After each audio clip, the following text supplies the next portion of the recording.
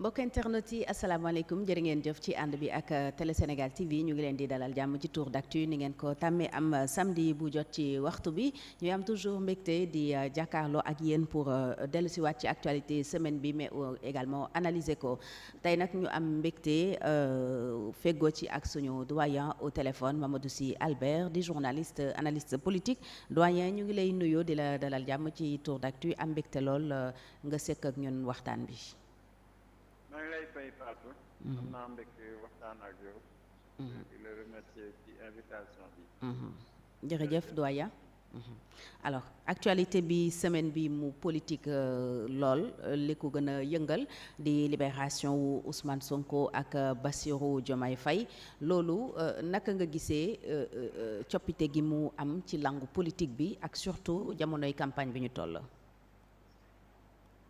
waaw loolu moom lu xaw a bees la mën nañu wax nouvelle donne la Ousmane Sonko lañ doon xaar comme candidat léegi nekkul candidat mais génn na quand même prison ci ñu ngi ci campagne te boo gisee sax buñ ko annoncé rek bon Sénégalais yi ñu dëkk ci Dakar en tout cas dañu mobiliser dem ci prison dem këram bon am na nit ba léegi Ousmane Sonko foofu nag bu génnee ci campagne électorale en tout cas am na li mu nar a changé ci lu des ci campagne bi ñu ci boole aussi Diomaye mooy candidat coalition am kooku aussi mën a bokk ci élection yi loolu mën na changé lu bari ci doxalin coalition Diomaye mais ci campagne bi ci boppam mën na indi ay changement yu bari ci doxalini campagne bi.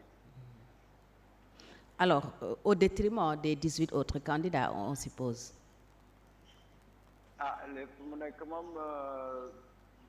coalition Diomaye mën nañu wax ne rouleau compresseur ñoom ñoo gën a am. mbooloo lu bees.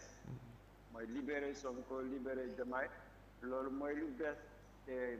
électeur loolu moo ko gën a soxal ci élection présidentielle lu ci bees ci doxalin bi ci nit ki loolu nag dina am pression muy parti politique yi ñi nga xam ne ñu ngi ci opposition muy parti mouvance présidentielle bi loolu moom dina am pression bu bari nag boo gisee sax depuis bi ñu génnee ñaari fan seen coalition rek ngay dégg ci Dakar. bon alors que y a quand même les autres coalitions ñu ngi fii. seen parti ñu ngi fii seen dirigeant ñu ngi fii.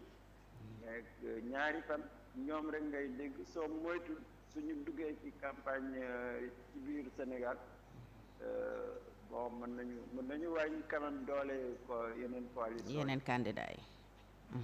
mais ñu taxaw doyen ci coalition présidentielle bëri na même ay baat yu jóg foofu di wax ne comprendre ñu président Macky Sall période bi mu libéré Ousmane Sonko ak Bassirou Diomaye Faye mel ni kuy néewal doole son candidat Amadou Ba est-ce que mën nañ ci am boobu lecture. non yaakaar moom defe naa bon président amul woon beneen pexe.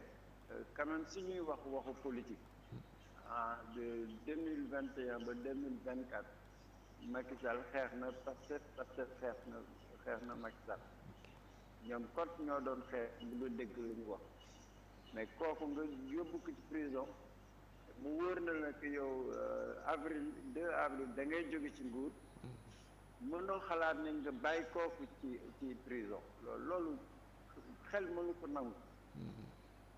Donc président xam na lu tax mu def loi d'amnistie bi pour que au moins affaire Sonko affaire Diomaye affaire prisonnier bañ ko dab. donc loolu politique la.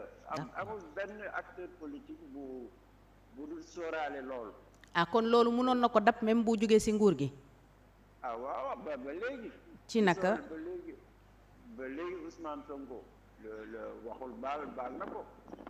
Diomaye waxul baal na ko Ousmane Sonko li mu wax aussi politique la mais nag dina am justice. waaw mais du vengeance.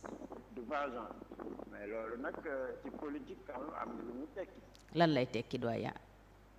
daay que ñoom su fekkee ñoom ñoo gagné te mu wóor na leen que loi d'amnistie bi Macky Sall bu ko taxoon jóg mooy que loolu bañ ko toppaat mais dañuy ubbiwaat dossier boobu am nañu ci dee am na ñi nga xam ne perte nañu seen xel ñi am na des blessés graves bon dossier dem na ba àgg CPI wala CEDEAO bon loolu yëpp en tout cas suñ ci taxawee mën nañu génn dossier même pour mu am pardon wala réconciliation il faut ñu xam dëgg bi fan la féete def naa loolu lu mën a am la. oui comme ni waa Gambie defoon commission vérité et réconciliation. mais amul beneen yoon da ngay acte ci yoon léegi nag nga créer que nit ñi daje. muy administration bi muy acteur politique mooy justice. mais ngeen xam ne que lii moo xew. mais ku ñu tooñ moo war a baal. ki nga xam ne yow yaa tooñ aussi di nga xam ne que yow yaa tooñ nga war a laaj baal. defe naa loolu daal mécanisme boobu moom su fekkente ne Pastef gagné bon il faut mu am justice même réparation bi ñuy wax bon il faut ñu état bu su dee ñoom ñoo gagné ñoom ñoo dem war a dem ci yoon xool àtte leen ak réparation bi naka lay demee. oui ñu définir ko. oui. alors doyen ñu des ci kàddu yi Ousmane Sonko yëkkati démb déglu nañu conférence de presse bi mu sekkoon ak Bassirou Diomaye Faye li ñu wax bëri na mais politiquement liñ ci gën a jàpp mooy attaques yi ñu doon attaqué Amadou Ba alors que dañu mel ni ñu épargner le président Macky Sall ban lecture nga am ci seen kàddu yooyu ñu yëkkati démb surtout li soxal Amadou Ba l'ancien premier ministre.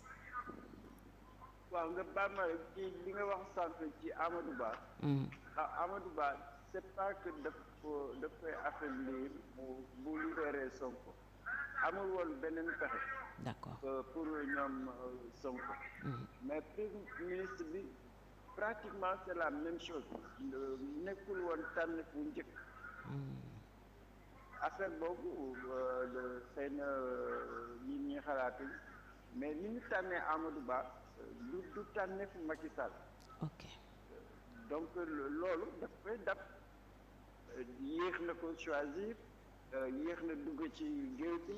ñu koy xeex mais retard bi ci choix bi la foofu la commencé. d'accord amul benn lien ak ñoom Ousmane Sonko. ok léegi nag yàlla def li mu tànne nii mais waa Pastef Amadou Ba la ñu gën a xam ci Macky Sall. waaw parce que liggéey nañu ak moom. liggéey nañu ak moom xamante nañu bon jàmm la ñu mësoon sëkk. ok c'est des collaborateurs quand même du ministre donc ñooñu am na lu ñu ko xamal ci gestion. bon nga boole ci nag nga nekk candidat Macky Sall ki nga xam ne xeex na leen 12 ans. ben c'est le meilleur choix qu'il puisse avoir. que loolu Amadou Ba waaye sa moytul. waaw parce que en tout cas ñi ko xam dëgg-dëgg su moytul dinañ ko sonal. dinañ ko sonal quand même dinañ ko sonal donc attaque yooyu démb amul benn lien ak xëy na li ñuy njortu que ne c'est parce que président Macky Sall wala ñi mu àndal ñu ci bëri ñooy xeex Amadou Ba mais c'est quelque chose de tout à fait naturel alors doyen ñu taxaw tuuti ci kaw Amadou Ba moom gis nañ ne depuis campagne bi door jàppale gi war amu ko bi muy lancé son programme gisul sax le chargé de la mobilisation du parti Farba Ngom ñaari ministre kese ñoo fa demoon meeting d'ouverture ba lañ ca wax yëpp dégg nañ ko ak manque de soutien bi à tous les niveaux gox yu mu jaar ñaare du fa fekk responsable yi ñoom ñëpp ñu croiser seen ay loxo di ko seetaan jékki-jékki président Macky Sall woote secrétariat exécutif national joxe ndigal tey ñoom ñëpp jug nañu dugg di campagne alors situation bu njëkk bi ak coppite gi ci am ban jàngat politique nga ci def. waaw en tout cas yéex nañu jàppale Amadou Ba te bu doon daal ñuy def chronologie mobilisation secrétariat exécutif national APR bi pour man dafa wane que amatuñu woon beneen pexe bu dul dem jàppale Amadou Ba ndaxte boo xoolee secrétariat bi avant-hier la démb xamoon nañ ne Cour suprême dina jël décision bi nga xam ne kenn mënatul dàq élection yi donc loolu dañ ko sóoraale ñu déclenché nag que il faut pas que ñu xaar ba décision bi wodd ñu soog a jóg dem jàppale Amadou Ba que Amadou Ba su ñëwul woon ci secrétariat bi continuer campagne am bay loolu day gën a ñaaw ci APR donc loolu moo tax ñoom ñu anticiper décision Cour suprême bi ne Amadou Ba na ñëwaat Dakar bon ñu préparer mais des na ba léegi du mobilisation benn ministre wala ñaari ministre non Macky Sall quand même ñun mën nañu seede que bi muy def campagne 2012 2019 2019 melul woon ni campagne am demul nii te ku bëgg jël pouvoir te yow mosoo bokk ci élection présidentielle doo chef de parti doo chef de coalition mais suñ la jàppalewul mais doo dem dëgg la parce que yow yaa yore l'appareil mooy APR yow yaa yore coalition yow yaa yore état bi loolu mooy problème APR y a pas une sincérité dans l'engagement xëy na nag bon Macky a une processus bon il est sincère xëy na ci choix bi ko def ko bëgg jàppale moom la bëgg mu remplacer mais deful lu ko war man c'est ça la difficulté de Amadou Ba bon soo gisee li ñuy gis nii depuis début campagne c'est que APR gisu ko nekkul ci gannaawam Benno nekkul ci gannaawam et c'est pas je sais pas comment te dire ça c'est-à-dire que c'est pas un chef de parti c'est comme un singleton nga ne ko demal ñafe candidat nga fekk joxoo ko les moyens. oui nee nañu sax moyen de campagne yi c'était pas encore débloqué ba barki démb. mais mooy lu may wax. pour les communes ak yooyu pour nga yëngal leen mais tant que jotuñu xaalis bi duñu jóg. alliés yi naka noonu muy PS muy AFP jaralu leen ñu dugal seen xaalis pour defal Amadou Ba campagne. waaye surtout ci incertitude bi ñu nekk mën na gañe mën na bañ a gañe oui investissement buñ koy def day leer. mais ñoom ñoo ko gën a affaiblir. ok soo gisee Diomaye ak Sonko première sortie jëm waxaguñu sax bonjour il commence à attaquer le candidat. oui. ba léegi dégguma APR ba réagir. def nañu communiqué oui directoire de campagne bu Amadou Ba ñoo def communiqué. voilà. oui. donc ça c'est des failles ci organisation bi communication bi. bon maintenant c'est vrai aussi que Amadou Ba en tout cas ni mu bindoo du nit kuy wax ci biti am na lu muy dund mais du ko génn c'est un homme d'État il a du respect pour le président mais je pense que quand même APR ak Benno mënoon nañ ko jàppale beneen façon bu dul façon bi ñuy gis ni mais pourtant président mercredi si seen secrétariat exécutif bi ñaax na leen wala kon loolu mu wax mun na jàpp ne sincèreul si làmmiñ bi rek la yem. non sincèreul pour man gis nga choix bi ñu waroon def bi mu ne candidat la. da ngay opter soit nga ne da ngay nekk candidat nga bàyyi poste premier ministre mais mënoo ko wax nekkal suñu candidat nekkal suñu premier ministre nga xaar à 2 jours de la campagne nga folli ko. nga libéré ko. te ba ñu njëkkee jàpp date bi ñu njëkkoon jàpp libéré woo ko ci. voilà bi ñu jëmee le 25 dina affaiblir Amadou Ba. il a été maintenu d'accord. donc limogeage bi c'était l'hypothèse que ñu reporter élection présidentielle. D'accord. Mais malheureusement il ne peut kenn mënatul reporter élection bi ça montre qu'il y a un cafouillage.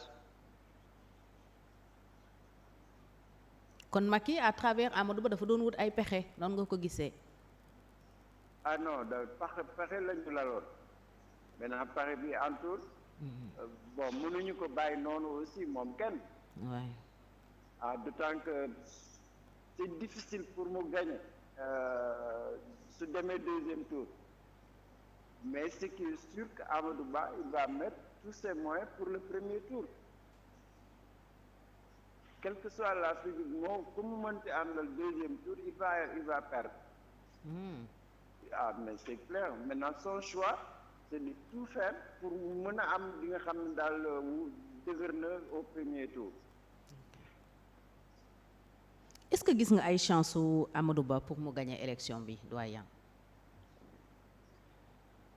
Non ci situation bu ñu toll nii il est affaibli amul appareil APR amul Benno amul administration bi il est trop seul ci campagne bi te ñi mu amal affaire soo xoolee rapport de force Sonko et Diomaye mais c'est inégal aujourd'hui tey jii par exemple c'est Diomaye est plus favori que Amadou Ba boo ko comparé moom Amadou Ba ak les autres candidats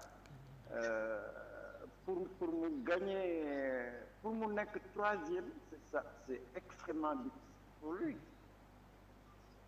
et je crois que pour man vraiment avantage bi actuellement coalition Diomaye la bon Amadou peut-être que dina confirmer comme deuxième force mais su continuer nii yaakaaruma mu mën a mu jël même la deuxième posture s'il y a un second tour.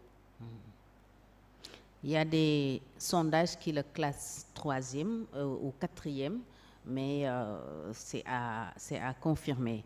Alors doyen ba tey ñu des ci kaw Amadou Ba gis nañu ne tam du waa Diomaye wala Sonko Diomaye rek ñoo koy attaqué en début de semaine dégg nañu Parti démocratique sénégalais ñu génnee ay tuuma wala yeesalaat tuuma yi ñu defoon mais tombeek ay audio génn na audio yoo xam ne ñu ngi siy dégg baatu ko ñu ne Amadou Ba la ak waa conseil constitutionnel précisément le président Badio Camara ak le magistrat Cheikh Tidiane Coulibaly mooy coowal guerre googu nga xam ne ba léegi mu ngi si ndoddam mu mel ni il est face à plusieurs fronts moom Amadou Ba mais li PDS yëkkati foog naa ne mooy li gën a rëy ils sont allés jusqu'à demander la prison pour Amadou Ba loolu aussi jeexagul ba léegi te waa PDS également wóor na ne bàyyeeguñu. Oui en tout cas waa PDS moom dinañ ko xeex ba luñ ci mën a am ñu dinañ ko am. Pour discréditer Amadou Ba moom je pense que pendant toute la campagne dinañ ko xeex. Bon maintenant ci wàllum yoon nag yaakaaruma mu am une suite dans une semaine. Bon mais par contre su amee deuxième tour il y a une plainte quand même qui risque d'être activée. Plainte du juge loolu si jamais le ministère de la justice activé loolu quand même c'est un risque pour Amadou Ba. PDS sax annoncé nañ seen plainte ñoom tamit bu bokkul ak la plainte plutôt du juge Cheikh Ndiaye PDS nee nañu ñoom dañuy porter plainte. Tout à fait et defe naa daal plainte boobu daal ça peut être quand même un risque énorme pour Amadou Ba. su fekkente ne waa APR dañ ko bëgg a liquider ce sera la meilleure manière de le liquider c'est sûr par la justice bon loolu nag bon espérons quand même que Macky Sall du àgg ba foofu ak Amadou Ba. mais nu ñu war a comprendre tey taxawaayu président Macky Sall surtout parce que wax na sax ci seen secrétariat exécutif bi ne moom du battre campagne aux côtés de Amadou Ba alors que au début on avait cru comprendre que dafa ne woon moom sax mooy nekk directeur de campagne bu Amadou Ba si je ne m'abuse tey mu ñëw am taxawaay bi mais ay front yu bëri ubbeeku contre son candidat ñoom tam ñu mel ni ñuy xeex seen candidat ci biir en fin de compte est-ce que moom risqué wul bañ a am candidat et dans ce cas naka la ñu war a comprendre li muy jouer à quoi joue le président Macky Sall c'est ça la question. Bon, en tout cas, pour moi, bon, quand tu as raison, les sondages, il faut s'en méfier, il faut vérifier. Oui, oui. Depuis démarrage, c'est clair que Amadou Ba ne peut pas gagner. Ok. Donc loolu président bu ko dugalee ci boppam ku xam Macky Sall ak élection du yóbbu candidat bi nga xam ne wóoru ko. Du gagner, d'accord. Du gagner. Macky c'est pas comme ça. Macky va en campagne pour gagner. Kon bëggul défaite. Bëggul défaite, il supporte pas la défaite. Ok. Et moom c'est vraiment ça son fort et sa faiblesse. Ok. C'est-à-dire que mu wóor ko ne moom su jaaree fii day am victoire, il est prêt à tout. Mais su ko wóoree que défaite la ci am. Je pense que loolu moo déstabiliser stratégie président. D'accord. Il a fait ses enquêtes, peut-être ses sondages, gis na le rapport de force, gis na aussi que Amadou est fragile. Il ne peut pas miser sur Amadou Ba. Ok. C'est pour ça que hésitation yi ñuy gis yëpp c'est lié à ça. D'accord. Bon, maintenant boo xoolee tantôt man maay nekk son directeur de campagne, ça c'était le début. Oui. Mais il se rend compte progressivement qu'il ne peut pas être le directeur de campagne d'un perdant. ñoom ñaar ñëppay ñàkk kon. Mais ñoom ñaar ñëpp a yàq te li mu nar a ñàkk moom mooy APR. Oui. Macky Sall il contrôle l'APR, mais s'il perd, il sait que l'APR va partir. Oui, oui. Surtout qu'il a été confirmé président de l'APR. Voilà. Et je pense que moom c'est ça qu'il joue. Il veut pas. D'accord. Non seulement mu dem élection mu perte, il perd son parti, il perd ses collaborateurs les plus proches. Bon, là, boo xoolee alliance Macky Sall ak PDS, c'est absurde. Comment Macky Sall peut travailler 12 ans avec Amadou Ba, à quelques semaines de l'élection, PDS, son adversaire principal, nekkaat sa allié contre son premier ministre. C'est quand même du jamais vu. Je pense que politiquement, qu'il ne veut pas perdre avec Amadou Ba, mais malheureusement aussi, amagul solution. La seule solution, c'était le report. ñu tëggaat processus bi mu wut beneen candidat. Ah oui, avec le report, c'était sûr qu'il a une porte. Mais am report, bon, ñëpp ñu ngi xalaat ne est-ce que Macky du tànnaat keneen ki nga xam ne mën na dem deuxième tour. Ok. C'est là aussi l'enjeu de pourquoi ils ont lâché Amadou Ba. Est-ce que c'est pas pour avoir le deuxième là, ki nga xam ne wóor na leen dina dem deuxième tour nga jàppale ko dès maintenant, au moins bon tu vas réduire la casse. am na ñu commencé virer déjà ci Mahammed Boun Abdallah Dionne et d'aucuns disent que c'est le vrai candidat du président Macky Sall ku mel ni Cheikh Kanté ku mel ni Thérèse Faye très hostile à Amadou Ba moom mi ngi ci Mahammed Boun Abdallah Dionne mun nañu xool côté boobu aussi yaakaar ne dara mun na fa jib. En tout cas suñu jëloon le processus dès le départ. Boun Abdallah était mieux placé que Amadou Ba. Okay.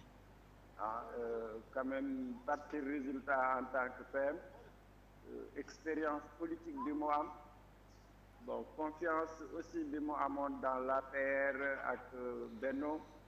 Bon il avait un léger mieux que Amadou.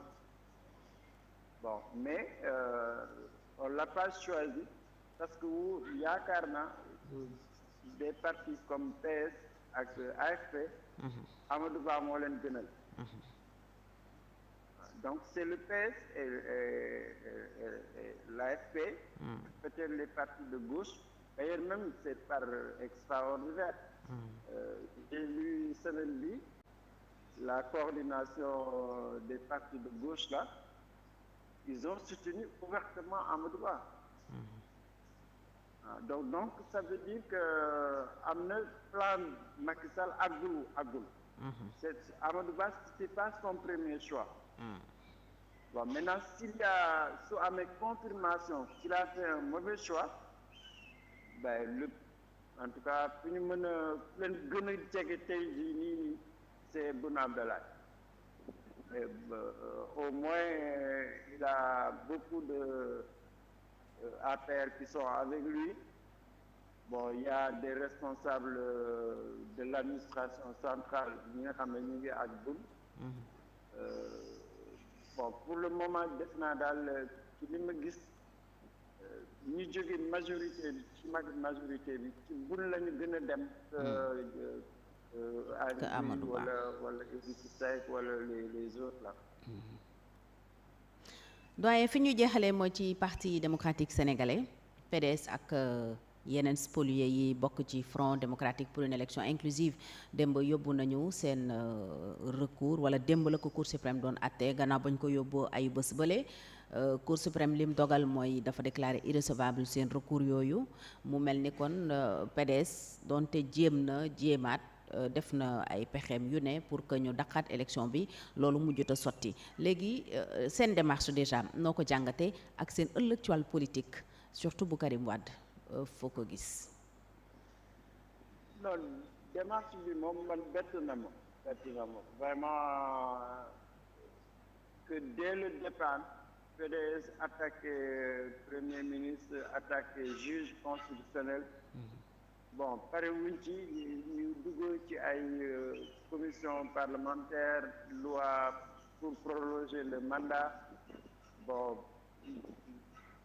c'est un mauvais choix.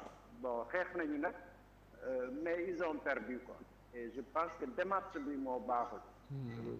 Parti bu mel PDS expérience bu ñu am waroon nañu xam ne quand même que report bi c'était impossible. Et loolu bon ça a coûté ce que ça a coûté. Ils ont perdu toutes les batailles alors que PDS dès le départ bu ñu éliminer Karim waroon nañu xam ne que loolu ci seen erreur la. Ok. Et se repositionner nekk une coalition nga décider soutenir parmi les 19. suñ ko defoon duñu perte temps bi ñu perte. Bon kenn du leen marginaliser ils avaient réhabilité le PDS. Okay. Mais là lu ñu def bon ils pensaient que alliance ak Macky dina baax. Mais on se rend compte on les a roulés dans la farine. Que tey jii s'il y a un perdant dans ça c'est le PDS. Le PDS. Alors ce qui fait aussi pour l'avenir pour man j'espère que PDS dina am ku mu jàppale. Ok ñu bañ a def comme li ñu defoon 2019 waaye. waaw suñu jëloon décision ak seen responsable mais dañuy jàppale diw. Karim ñëw taxaw xeex pour soutenir ki nga xam ne wóolu na ko. Je pense que loolu dina joxaat PDS doole mais suñu deful campagne bokkuñu ci élection bi ragal naa que PDS gën a am jafe-jafe te wóorutuma que Karim nekk vraiment le leader du PDS. Loolu moom jafe-jafe lu nar a am si jamais parce que 2019 bokkoo 2024 bokkoo so mooy tu perds tes électeurs même confiance bi ñu amoon ci yow day wàññeek bu baax a baax. Et même certains responsables parce que gis nañu ñoo xam ne dañu gëmoon Karim des karimistes qui sont partis parce que ñëwul candidature am bi desee leer loolu yëpp aussi lu ko mën a dalaat la bu fekkee même démarche la adopté qu'en 2019. Non, c'est sûr que si Karim bokkul ci élection bi non mënatul wax waa PDS lu ñuy dégg dans 5 ans. C'est quand même deux élections c'est très important ci dundu nit ki rek. Mais waxuma nag dundu parti comme un grand parti qui rate 2 grands rendez-vous. Loolu non je pense que ce serait un mauvais choix pour Karim. Karim Wade kon ëllëgam ci wàllu politique mi ngi dépendre ci naka lay taxawee ci élection présidentielle bi ñu dëkkmal. Non pour moi bon vraiment parce que su Karim ñëwoon tey ji jël ses responsabilités expliquer pourquoi ñu exilé ko pourquoi mu bëgg nekk candidat sa vie politique mënoo ko def à distance. te Sénégal yi dañ la bëgg a déglu xam ci lan nga nekk nga duggante ak ñoom soppante ak ñoom c'est ça qui fait un homme politique. Et ça c'est ça qui a manqué à Karim. Même ñibbisi sax ñu dugal la kaso. mais moo gën que d'être à l'étranger libre. fekk yow tu contrôles rien. Et je pense que il faut qu'il tranche la question de son exil là. Est-ce que warul ñibbisi ñëw toog bon au moins pour 1 an 2 ans 3 ans et préparer l'élection. Mais s'il reste à l'étranger je pense qu'il risque de perdre beaucoup. Surtout les jeunes électeurs quand même. Génération du concret. ki nga xam ne gëmoon nañ ko. Il faut pas aussi qu'il tue cet espoir de la jeunesse libérale. bëri na ci d'ailleurs ñoo xam ne bàyyi nañ ko dem seeti leneen parce que candidat bu ñu dul gis wala leader bu ñu dul gis ils n'en veulent pas tout simplement. Non c'est clair que par exemple bu doon analyse bu baax buñ ko defoon. Les jeunes qui sont avec Ousmane Sonko mais ils n'ont rien de différent des jeunes qui sont avec Karim. Ouais. C'est une histoire d'espoir. Que autant Sonko a travaillé avec les jeunes mais autant Karim il est jeune il aurait dû travailler avec son discours. te amoon na jeunes yu bëri Karim avec lui il avait beaucoup de jeunes avec lui. Mais il n'a que des jeunes. La génération du concret là. C'est les mêmes profils que les jeunes de patriotes de Taxaw ou bien de Sonko. C'est les mêmes générations hein. Ok. Et je pense que son absence bon l'a desservi. waay jërëjëf doyen ñu ngi lay gërëm bu baax a baax ci disponibilité bi. merci beaucoup Fatou jërëjëf. jërëjëf doyen Mamadou Sy Albert journaliste analyste politique jàngat yi am na solo te itam leer na loolu moo nekkoon à peu près actualité semaine bi ñu doon def le tour dans tour d'actu ni ngeen ko tàmmee am samedi bu jot ci waxtu bi baaxoo woon nañ nag di dalal gan waaye yenn saay itam nag yëf yi dafay demee noo xam ne dañuy soppi doxalin moo waral tey ñu defee ko nii wante mun nañu leen aussi may yéen tam ngeen ñëw ci actualité semaine bi li leen si marqué mun ngeen woote ci 77 810 90 90 am na ñoo xam ne génn prison Ousmane Sonko ak Bassirou Diomaye Faye mooy li leen gën a yitteel mooy li leen gën a marqué mooy aussi li ñu jàpp ne moo ëpp solo ci semaine bi ci wàllu actualité politique surtout alors mun ngeen ci indi seen xalaat wax ci itam seen yëg-yëg ak surtout li ngeen di séntu pour cette semaine que nous entamons la dernière semaine pratiquement bi dox suñu diggante ak élection présidentielle bi war a am le 24 mars donc mun ngeen réagir ci actualité semaine bi ci 77 810 90 90 yéen a ngi ci seen émission Tour d'actu ni ngeen ko tàmmee am tous les samedis ci waxtu bi actualité semaine bi ma fàttali ko li ci mujjee bés mooy génnu kaso Ousmane Sonko ak Bassirou Diomaye Faye ñi nga xam ne démb daje nañu ak taskatu xibaar yi wax lu bare ci réew mi wax itam ci le candidat de Benno Bokk Yaakaar Amadou Ba mi Ousmane Sonko ne bu yàlla ñàkkee bëgg Sénégal rek na ko teg ci loxoom ndax dénk Amadou Ba réew mi mooy mooy dénk ko waa bitim réew waa France particulièrement loolu ban jàngat ngeen ci am ban gis-gis ngeen ci am Ousmane Sonko ñëwaat na également ci emprisonnement yi ak waxtaan bi ñu ne doxoon na digganteem ak président Macky Sall muy dialogue bi ñu doon ruumandaat loolu nag wax na ne effectivement waxtaan am na te itam waxtaan mënul woon ñàkk ndax yónnee nañu ay ndaw si moom waxtaanee ñetti ponk muy dialogue bi loi d'amnistie bi ak report élection bi mais indi na ci ay leeral aussi yoo xam ne yaakaar nañu ne yu am solo la yu gindi aussi ñu bari la loolu yëpp mun ngeen wax li ngeen ci xalaat li ngeen ci yëg mais surtout sur la libération de Ousmane Sonko et Bassirou Diomaye Faye mun ngeen woote donc ci 77 810 90 90 77 810 90 90 numéro baa ngi noonu ngeen di gis muy affiché bu ko defee ngeen wax seen xalaat ci actualité bi wax seen xalaat aussi ci élection présidentielle bi ñu dëgmal naka la ñu ci war a sóobo la campagne en plein Ramadan également nekk na lu particulier naka la ko nit yi di dundee est-ce que yaakaar nañu ne aussi bu ñu yeggee ci élection présidentielle bi dina am engouement bi mu war a am ndax itam ragaluñu sax li des ci semaine bi wala li des ci suñu digganteeg élection présidentielle bi maanaam semaine prochaine yeneen mbir jugaat fi parce que am na ba tey des sujets en suspense mooy li ñu yëkkati woon teg ko ci kaw conseil constitutionnel mais démb aussi dégg nañu le bureau de l'Assemblée ñu convoqué ko en urgence ñëpp njortoon ne PDS ak proposition de loi ba mu doon wax pour que ñu créer une cour constitutionnelle à la place du conseil constitutionnel moom moo waraloon ndaje mi à la fin assemblée ne du loolu leneen la loo xam ne lu normal la ci seen ay doxalin en tout état de cause yooyu yëpp moo ngi fi tege est-ce que donc seen xel dal na ci processus électoral bi est-ce que yaakaar ngeen li des ci processus bi am na sécurité ba kenn warul jaaxle ci élection dina am wala du am loolu yëpp mun ngeen ci waxtaan ak ñun ci 77 810 90 90 nous avons encore 15 minutes yoo xam ni war nañu ci mun a échanger ak yéen su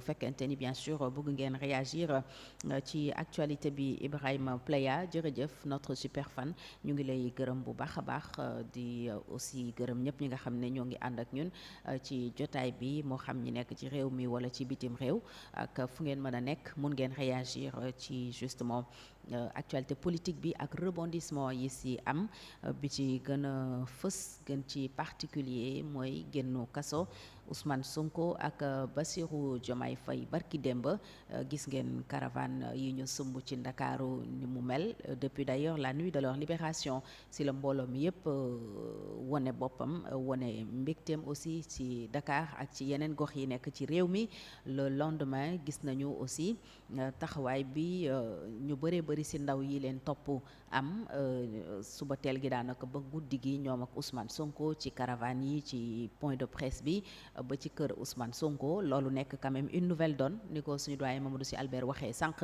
une nouvelle donne ci campagne bi mais ci langue politique bi parce que seen popularité quand même ku waxal yàlla rek gis na dafa gën a yokk am na ku nekk ci ligne bi salaamaaleykum. waaleykum salaam. sëñ bi ñu ngi lay nuyu. ñu ngi lay. noo tudd ak jërëjëf noo tudd ak foo ñuy woowee. bon waaw man nekk waa. d'accord.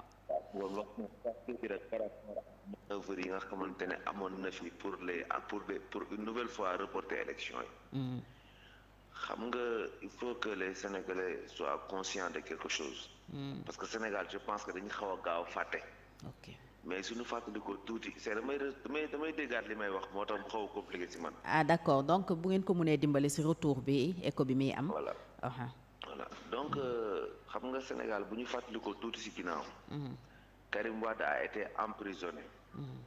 mais ñun ñëpp xam nañ ni que le protocole de Rebeuss que Karim Wade a signé avant de quitter ce pays mais ce protocole-là lui exigeait de ne plus revenir sur le territoire sénégalais pendant que Macky Sall est toujours au pouvoir. ah oui protocole de Rebeuss boobu bu ñu koy signé. Karim Wade on devait l'exclure de tout ce qui est question politique sur le territoire sénégalais. ñoom ñii di scandale le nom de Karim Wade bëgg mu ñëwaat pour bokkaat ci élection yi. mais ñoom ñoo tëdd ci alilu Karim Wade. ñoo tëdd ci ay këram. ñooy dawal ay otoom. ñoo yore ay compte courant am mais ñooñu en réalité sax ils ne veulent même pas que Karim rentre. c'est-à-dire que c'est un scénario qu'ils ont fait pour essayer de se dédouaner que ils ont tout fait pour que le petit puisse revenir sur la scène politique alors que ñoom au fond de am nañu fi dëkk ci ay kër yoo xamante ne yaa ngi romb di leen ñee ay kër Karim Wade la ñu toog et c'est des grandes personnalités de ce pays pour Karim Wade ñibbisi sax ñoom jaral na leen leneen ak leneen pour sawaay ba leen ñibbisi parce que bu waa ji ñëwee ñu torox donc gis nga Sénégal il faut pas nous prendre pour des demeurés nous on sait vraiment ce qui se passe beneen aspect bu gën a politique mooy que les gars de PDS c'est des gens qui ont essayé de cacher leur honte face à cette incapacité de trouver un plan B pour le PDS alors que ñoom ils ont reçu le PDS comme un legs gis nga PDS li mu def ci Sénégal fii depuis l'indépendance ba tey nekk le premier parti politique boo xamante ne c'est le premier parti d'opposition Abdoulaye Wade mëne ko xeex ak Senghor xeex ak Abdou Diouf ñëw ba toog fi pendant 12 ans liggéey fi lu mucc ayib jël parti bi teg ko seen loxo ñoom ñu jël parti bi dugal ko ci guute bu mel ni kenn sañul toog ne kii mooy suñu plan B kenn sañul toog ne war nañu am plan B ku ko def ñu génnee la ci parti bi ñu ñëw ba tey traîner une honte traîner une incapacité traîner benn affaire boo xam te ne ñëw ba fii bëgg ci tënk sénégalais yi mais ça c'est très grave te defe naa ne nag bu élection yi passé nii il faut ñu jublu ci ñoom parce que ils ont essayé des manœuvres de déstabilisation du pays pour cacher une honte et essayer de montrer qu'ils font tout pour que Karim Wade revienne te ñoom seen biir ñoom ñoo tëdd ci ay alalam di dawal ay otoom te mu ñëw sax arrangé wu leen donc il faut pas que ñuy jël sénégalais di leen dugal ci ay seen bopp yoo xamante ne nous on a tout compris on est très jeune mais on connaît l'histoire waaw loolu laa bëggoon fàttali gars yi xam nga franchement c'est une situation qui a failli déstabiliser cet état donc yii la ñu war a jàppee comme des appels à l'insurrection lii la ñu war a jàppee comme des manœuvres terroristes parce que lii manœuvre terroriste la manœuvre terroriste la parce que lii bu jàlloon tey kenn xamul lan moo mën a xew ci biir dëkk bi fii ak jeunesse bi ñu gis waaw élection moom buñ ko dàqaatoon du jur jàmm ça c'est clair voilà mënul woon jur jàmm heureusement que il n'avait pas compris que quand on dit Cour suprême c'est pas parce qu'on dit Cour suprême est-ce que c'est la cour la plus haute du Sénégal Cour suprême ci suufu conseil constitutionnel la nekk parce que conseil constitutionnel moom mooy vérifier moom mooy contrôler le contrôleur donc Cour suprême bi des fois ñoom suprême bi moo leen ciy nax ñu foog ne lépp Cour suprême mën na ko àtte alors que Cour suprême amul benn prérogative ci kaw conseil constitutionnel d'accord voilà franchement di leen remercier bu baax génn ak Ousmane Sonko ak Bassirou Diomaye Faye loo ci xalaat bon loolu moom lu normal la xam nga génn Ousmane Sonko ak Bassirou Diomaye Faye dañu ne l'amnistie leur a remis dans leurs droits mais ñooñu yàlla moo leen delloo ci seen ay droits parce que nit mun la teg paaka sa put rendi bi jàllul mu bàyyi la ñu ne il l'a sauvé il a voulu te tuer mais ça n'a pas marché ils ont manipulé la justice pour les tuer ils ont encore utilisé la justice pour les libérer donc si seen justice pour les tuer boobu jàlloon tey kenn waxatul seen wax donc yàlla moo rétablir dëgg ñun loolu la ñu gëm te incha allahu rabbi gis nga am na loo xamante ne sax bëgguma ko di wax parce que les gens peuvent le prendre comme des propos fanatiques et cetera mais yonente yàlla Moussa bi muy xeex ak Firawna dafa jékki-jékki ci biir mission mu am gat-gat mu ne sunu borom man kat damaa bëggoon comme dama sama làmmiñ dafa taq sama làmmiñ taq sama frère bii doo ko def yonente mu dugg ci xeex bi ñu ànd ñun ñaar xeex mooy Bassirou ak Diomaye maa ngi libéré ligne bi jërëjëf. jërëjëf loolu am na solo jàngat la bu am solo aussi mun ngeen def ni moom woote ci 77 810 90 90 wax seen xalaat ci actualité bi mais aussi rebondissement yi ci am bokk na ci libération wu Ousmane Sonko ak Bassirou Diomaye Faye ñu ñëw indi une nouvelle touche ci campagne électorale bi notamment seen caravane démb yi yéen a ngi gis noonu image yi mais aussi caravane ku mel ni Khalifa Ababacar Sall pour dire que les candidats sont sur le terrain mais il y a encore des craintes que l'élection ne se tienne pas suñu super fan Ibrahima Pleya mi ngi wax ne kon waa PDS ba léegi bàyyeeguñu ñu ngi préparer une proposition de loi pour changer le conseil constitutionnel en une cour constitutionnelle. Ils n'ont pas encore fini loolu ñoom sax wax nañu ko wax nañu ne justement ñoo ngi ci en plus de la plainte bi ñu annoncé contre Amadou Ba et certains magistrats du conseil constitutionnel mu mel ni nous allons vers une semaine aussi de rebondissement lu nekk mun na am maintenant est-ce que ça pourra faire effet ba yóbbuñu ci ñu dàq élection présidentielle bi on met un gros point d'interrogation en attendant ñu ci yegg mais yéen certainement am ngeen ci seen gis-gis mun ngeen ci addu ci 77 810 90 90 Ousmane Sonko ak Bassirou Diomaye Faye également démb andi nañu ay leeral ci mbir yu bare bari yoo xam ne ñu ngi koy nisar bokk na ci le poste de vice-président bi nga xam ne am nañu jàppoon ne c'est taillé sur mesure pour Ousmane Sonko mais xamle nañu ne loolu c'est pas pour 2024 ce sera peut-être pour 2029 bu ñu ci yeggee mais wàññi dooley président de la République bokk na ci li ñu nar a def nii bu fekkente ni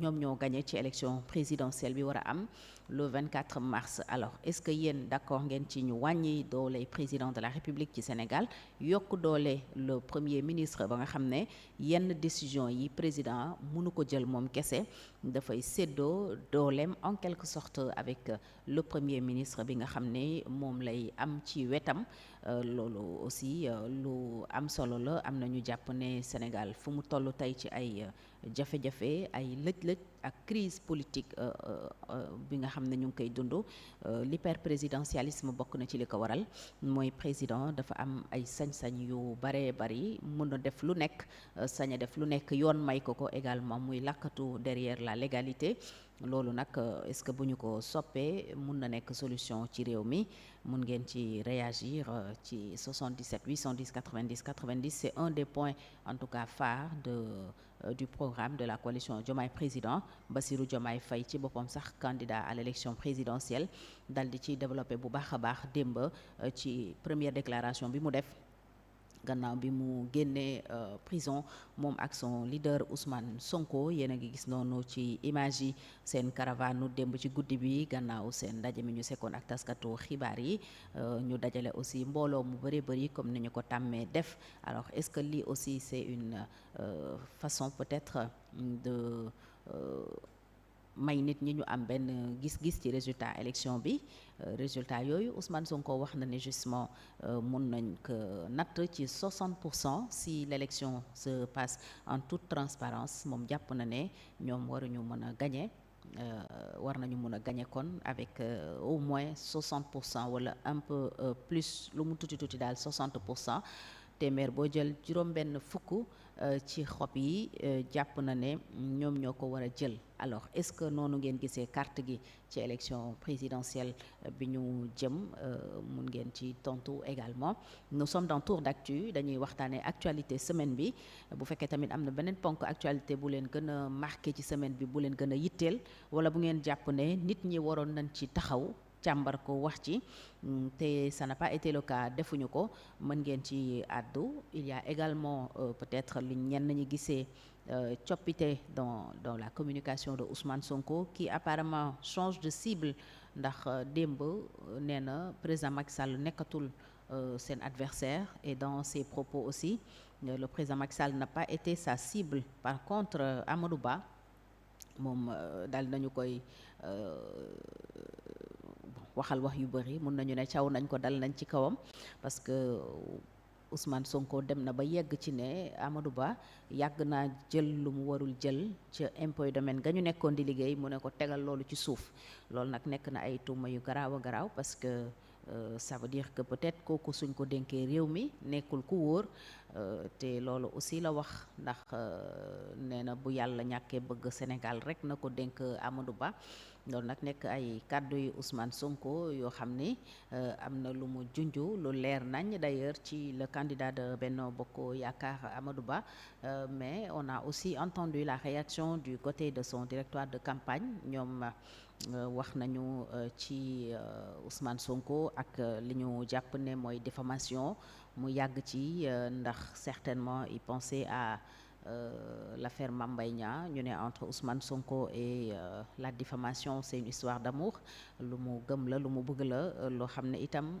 foogoon nañu ne prison bi dina ko ci génne et génnewu ko ci ndax ba léegi moo ngi continuer di ko def mais nee nañu ñoom amuñu boobu jot di toppanteeg moom wala di tontonteeg moom li ñuy def mooy wéyal seen campagne liggéey seen liggéey et Amadou Ba ba tey mi ngi ci biir dëkk bi aussi gis ngeen ko noonu il est à l'intérieur du pays di campagne président Macky Sall aussi jox ndigal ñu bëree bëri ci parti bi di APR pour ne pas dire à tout le monde nañu dem jàppale Amadou Ba investir aussi campagne bi donte moom du nekk directeur de campagne am loolu quand même c'est une précision boo xam ni def na ko ci alors yëf yaa ngi noonu la campagne bat son plein ni ñu koy waxee mais am na ci quand même ay bees ak ay rebondissement yoo xam ne mun na indi ay coppite yu bëree bëri ci campagne bi mais aussi ci résultat wu élection bi parce que dafay nekk benn plus-value boo xam ne mun na yokk ñi dara mais mun na wàññi ñeneen dara nous avons 19 candidats